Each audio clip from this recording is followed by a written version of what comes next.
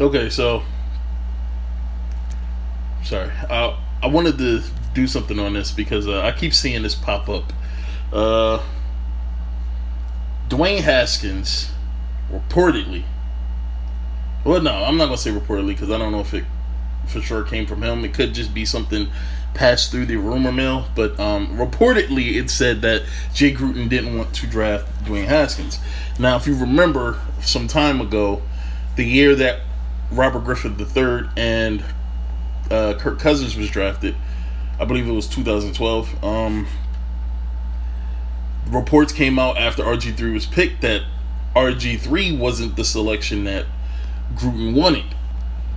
And I believe that Kirk Cousins was. I wouldn't even say Kirk Cousins was his guy. I would just say.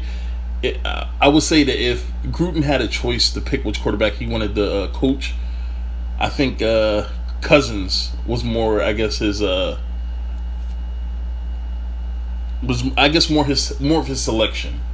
But RG3 was picked with the second overall pick, and immediately reports came out that, well, immediately saying like after the first season that RG3 wasn't the guy that Gruden wanted there, or he didn't want to go that route with the pick. And I didn't know how much I believed it at the time. I mean, it's easy to say that a coach doesn't want a black quarterback for whatever reason. You could think of a million different reasons. I didn't want to go that route because, we didn't even know if it was valid. But this situation validates that situation. Because now Dwayne Haskins is feeling that same kind of pressure. And I'm just going to read some of this and I'm going to give some of my thoughts on it. And then I'm going to move over to another post that I just got like 20 minutes ago. Washington Redskins head coach Jay Gruden apparent reluctance to play Dwayne Haskins may have something to do with the report that he didn't want to draft the former Ohio State star. Gruden did not want Haskins selected with the 15th overall pick, and Haskins has since his coach didn't want him. Now, I would not be surprised if it came out somewhere down the line that Gruden wanted Jones. I would not be surprised if that's the case. I would not be surprised if that's the case. Alright, Diana Rossini reported April 25th, the first day of the NFL draft, there was disagreement within the organization, both whether to select a quarterback in the first round and if they went in that direction, which one. Alright, now, what quarterback does the Washington Redskins have that you can say, alright, this is our guy going forward? That we can miss out on a quarterback for the next year or two because we have the position locked away. The only guy that I can even remotely see that being the case for is Alex Smith, and he's done. At least for this year, he's done. So you had Case Keenum starting in his place, and who else is what? Colt McCoy? I mean, that's it. That's all you have. You don't have anybody else. I mean, when's the last time we seen Case Keenum be a serious quarterbacking threat? I mean, yeah, he had a good year in Minnesota, man, but Minnesota has really great weapons. I mean, you talk about Dalvin Cook, you're talking about Kyle Rudolph, Stephon Diggs, Adam Thielen. I mean, even the backup, I believe Murray, I forgot his first name, Latavius Murray. Latavius Murray was the backup running back, who was a beast in Oakland. He was a backup running back there. I mean, he had weapons all over the place. And then the defense was great. Defense played at a high level. So, Case Keenum capitalized on that situation. That does not make him a great quarterback. So, I can see why they took Haskins. Because Haskins threw for 50 touchdown passes. I believe he threw for 4,000 or 5,000 yards in college. I mean, why wouldn't you want to take a chance on that kid? I mean, if he showed such profound ability, being, with him being a young black quarterback and being able to fling the ball in college the way he was, I mean, the last time I seen a quarterback throw for 50 touchdowns in a season in college football, I believe it was Graham Harrell. It could have been somebody else recently, but I don't follow college football as much as I do the NFL, so I'm not going to sit there and throw out stats, but the last person I remember was Graham Harrell at Texas Tech. He was the last person I remember throwing for 50 touchdown passes.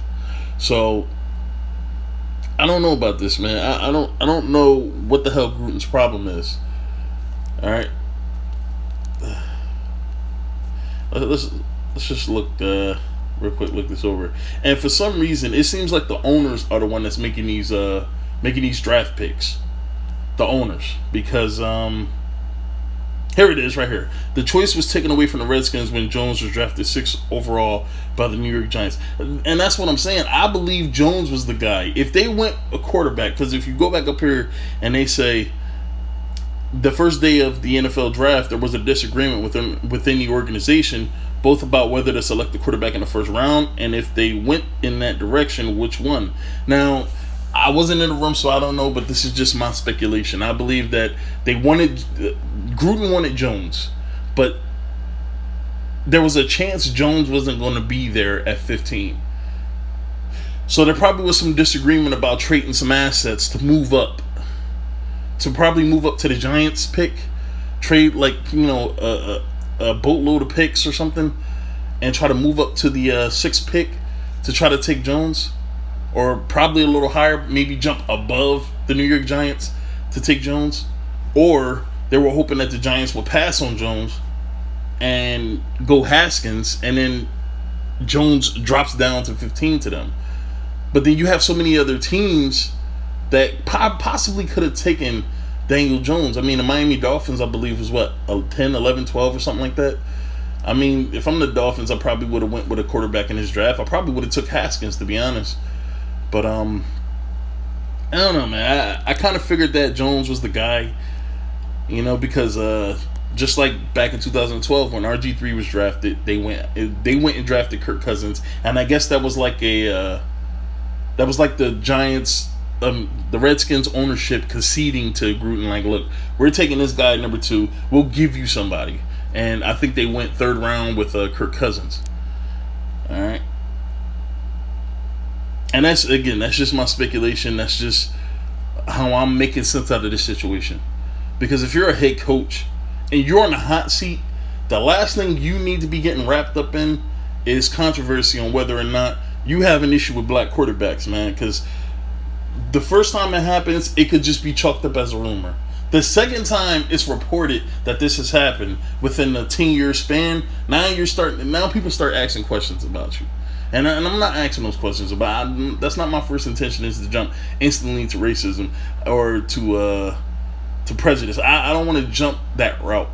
I mean, I always like to look at other factors in a situation versus instant prejudice, But or racism, whatever. But that's what it's looking like here. It looks like he feels more comfortable with coaching up the white players. That's what it looks like. I mean, and it's hard. Like, the first time it happens, it could just be a rumor. Second time it happens, it starts to look like a pattern. So, Jay Gruden's job should be on the line. It should be on the line this year. Now, this is the reason why I'm doing this. It's because I just got this message right here. The Redskins decided to start Colt McCoy versus New England. Now, there may be a couple of reasons why this is happening. One reason may be because Dwayne Haskins is a rookie, and New England is notorious for, I'm not going to say destroying rookies, but pretty much owning rookies. They're notorious for that. And maybe Jay Gruden's thinking is, all right, we go with Colt McCoy. He's a seasoned quarterback. Maybe we have a better chance to beat him. But when was the last time Colt McCoy was the best quarterbacking option on a football team? Texas, college. His, I believe, senior year at Texas. That was the last time he shined on a football field. Ever since then, I honestly forgot that Colt McCoy was still a quarterback. I thought he retired like a year or two ago, or he's been a free agent. Like, I forgot he was still on the team. But apparently Colt McCoy gives them the best chance to win. And the New England Patriots defense is playing at such a high level right now. This is not good for him, for Gruden, for the Redskins, for anybody.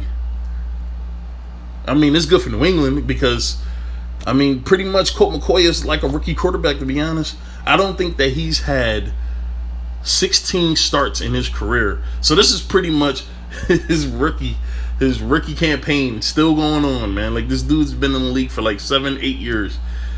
But this is like his campaign. This is like his rookie campaign still. Because I don't think he started 16 games in the NFL. I don't know what Gruden's doing. I don't know what his angle is. Maybe he thinks Colt McCoy gives him the best chance to win. But I can't remember the last time Colt McCoy gave anybody the best chance to win. But that's it. I'm done. All right.